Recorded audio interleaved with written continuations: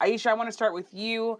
President Biden, he has been having sort of a rough time for a couple of months, but now he gets to put his mark on the Supreme Court. There's also sort of bipartisan support for trying to take action against Russia that is also sort of changing, sort of possibly, as I talk to Democratic strategists, his fortunes here, maybe making things a little bit easier for him. What are you hearing from White House officials about sort of the political impact of this week?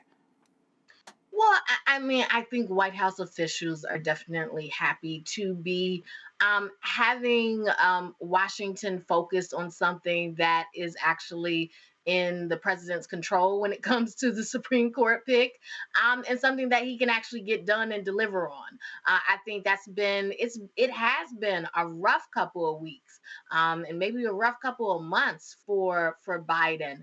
And so being able to, and because we all know that a Supreme Court fight really sucks all of the oxygen out of the air in Washington. That's all anyone will be talking about.